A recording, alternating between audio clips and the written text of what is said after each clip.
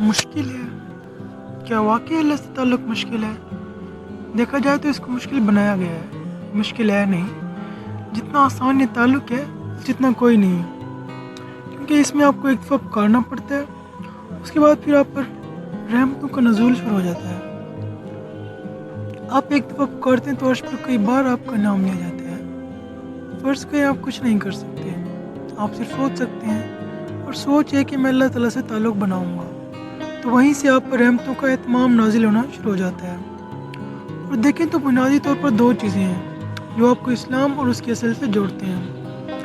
ایک تو آپ کا انفرادی کردار، بنیادی اسلام جو تقریباً سب ہوتے ہیں، یعنی نماز، روزہ، باقی چیزیں آتی ہیں۔ دوسرا ہے ہمارا معاشرتی طور پر ہمارا کردار، یعنی ہماری ذات دوسروں کے لیے کس قدر مفید ہے، کیا ہم سے کسی کو فائدہ ہو رہا ہے، کیا ٹوٹے دل کو سہارا مل رہا ہے، کسی کو ہم سے سکون حاصل ہو رہا ہے، کوئی ہم کو دیکھ کر دل سے خوش ہوتا ہے یا نہیں،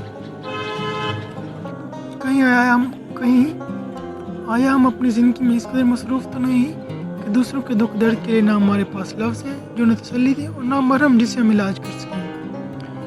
گویا اگر یہ چیز آتی ہے تو آپ اللہ کے دوست ہیں، ورنہ نہیں، کیونکہ ہماری ساری چیزیں تب رد ہو جائیں گی جب ہم سے جڑے لوگ ہم سے ہماری حرکتوں سے تنگ ہوں گے۔ پھر آپ کی ساری دعائیں ایک طرف اور باقی سب ایک طرف۔ چیزیں مشکل نہیں ہوتی، انہیں بنایا جاتا ہے، ہمیں ہماری اصل سے ہٹا کر دوسری چیزوں میں اس قدر الجھا دیا جاتا ہے کہ ہم اس کو زندگی سمجھ لیتے ہیں۔ اس کو ایسے دیکھیں کہ آپ کو کچھ نہیں کرنا، آپ کو بس یہ کرنا ہے کہ رب کے لیے سب کرنا ہے۔